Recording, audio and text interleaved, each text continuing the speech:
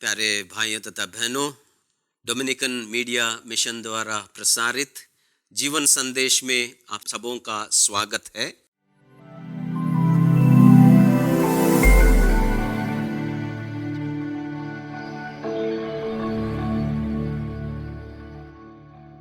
हम आज 40 काल का चौथा इतवार मना रहे हैं और आज का सुसमाचार संत योहन के सुसमाचार से अध्याय 3 पद संख्या 14 से 21 तक है और वह इस प्रकार है। जिस तरह मूसा ने मरुभूमि में सांप को ऊपर उठाया था, उसी तरह मानव पुत्र को भी ऊपर उठाया जाना है, जिससे जो उसमें विश्वास करता है वह अनंत जीवन प्राप्त करे। ईश्वर ने संसार को इतना प्यार किया कि उसने उसके लिए अपने एकलौते पुत्र को अर्पित किया, जिससे जो उसमें विश्वास करता है उसका सर्वनाश न हो बल्कि अनंत जीवन प्राप्त करे। ईश्वर ने अपने पुत्र को संसार में इसलिए नहीं भेजा कि वह संसार को दोषी ठहराए, उसने उसे इसलिए भेजा है कि संसार उसके द्वारा मुक्ति प्राप्त करे। जो पुत्र में विश्वास करता है वह दोषी नहीं ठहराया जाता है, जो विश्वास नहीं करता वह दोषी ठहराया जाता है, क्योंकि वह ईश्वर के एकलौते पुत्र के नाम में विश्वास नहीं करता। दंडाज्ञा का कारण यह है कि ज्योति संसार में आई और मनुष्यों ने ज्योति की अपेक्षा अंधकार को अधिक पसंद किया, क्योंकि उनके कर्म बुरे थे। जो बुराई करता है वह ज्योति से बैर करता है और ज्योति के पास इसलिए नहीं आता कि कहीं इसके कर्म प्रकट ना हो जाए। किंतु जो सत्य पर चलता है वह ज्योति के पास आता है, जिससे वह यह प्रकट हो कि उसके कर्म ईश्वर की प्रेरणा से हुए हैं। प्यारे भाइयों तथा बहनों, आज के इस इतवार को लातीन भाषा में लेतारे संडे कहा जाता है। इसका मतलब है आनंद या खुशी का इतवार।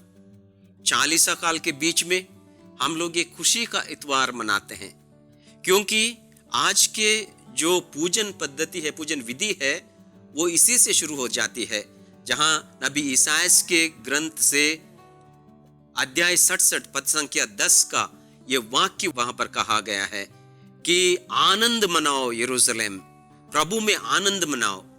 तो हम सबको प्रभु में आनंद मनाने के लिए बुलाया गया है।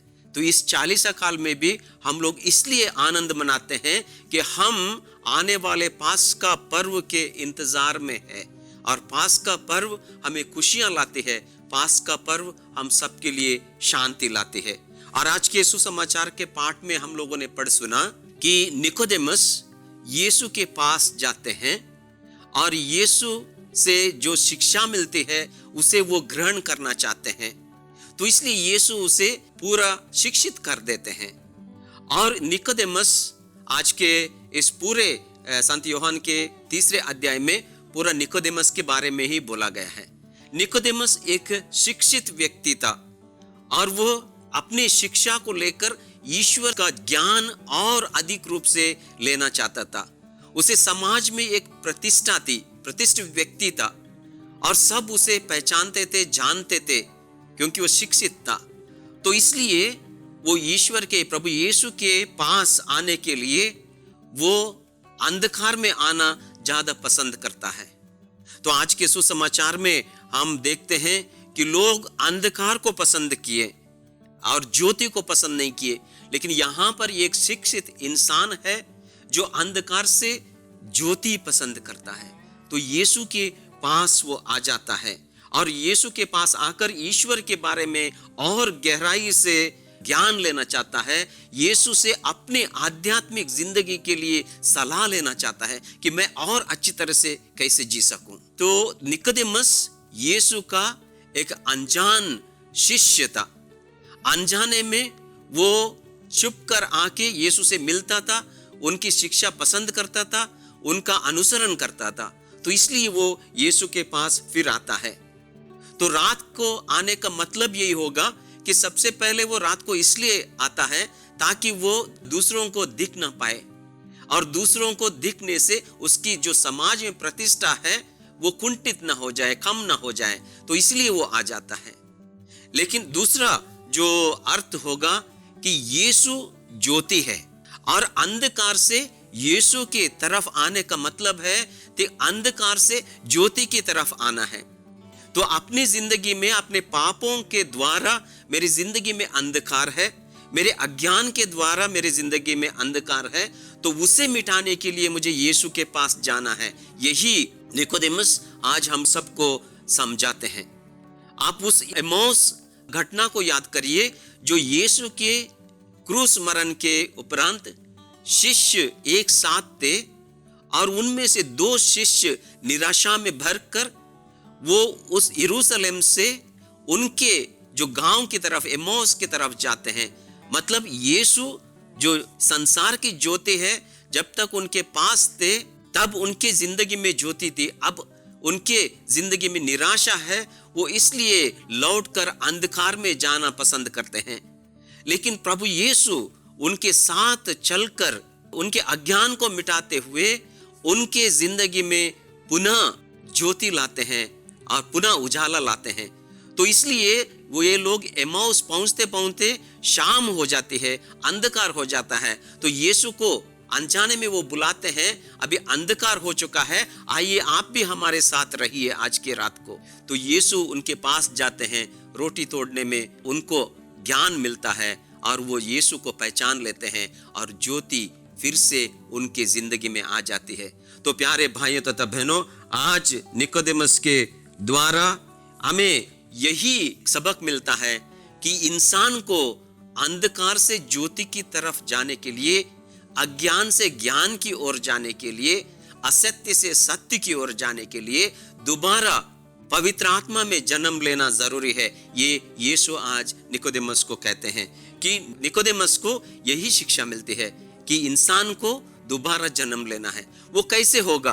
तो आज यीशु कहते हैं कि मानव पुत्र को जिस प्रकार पुराने व्यवस्था में खांसे के सांप को ऊपर उठाया गया था, उसी प्रकार मानव पुत्र को, प्रभु यीशु क्रिस्त को सूली पर चढ़ाना होगा, क्रूस पर चढ़ना होगा। और जो कोई उनकी ओर आंखें उठाकर देखे वो अंधकार में नहीं, ज्योति में वो चलेंगे। गन्ना ग्रंथ अध्याय 21 में कहा गया है कि इस्राएली जब सांप से कटे गए थे तब उन्होंने ईश्वर से प्रार्थना की। ईश्वर ने मूसा को आदेश दिया, खांसे का सांप बनाकर उसे ऊंची जगह पर रखा जाए, जो कोई उसे देखेगा वो बच जाएगा। तो आज हम लोगों के लिए प्रभु यीशु ही मुक्ति का एक स्रोत है। तो इसलिए जो कोई प्रभु यीशु के क्रूस की ओर देखकर जीने की कोशिश करता है वो बच जाता है, उसकी मुक्ति हो जाती है, उसे कोई भी कष्ट नहीं आएगा। ये हम लोगों ने आज निकोदेमस से सीखना है। प्यारे भाइयों तथा बहनों, क्या आप प्रभु यीशु के मुक्तिप्रद प्यार और चंगाई के शक्ति को पहचानते हैं?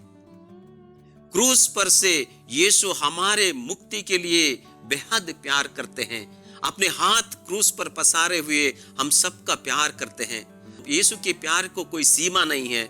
हम लोग ये नहीं पूछ सकते हैं कि यीशु हमें, जो पाप में घेरे हुए इंसान है, मानव है, तो उसको कैसे दोबारा प्यार कर सकते हैं? उसका कोई जवाब नहीं है।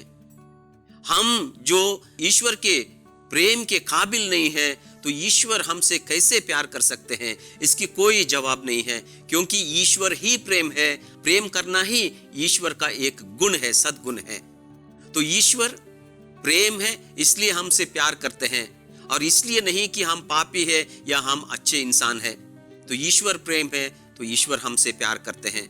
तो इस दुनिया में रहते समय हम अहंकार से बढ़कर नहीं, प्यार से बढ़कर जीने के लिए यीशु हमें बुलाते हैं।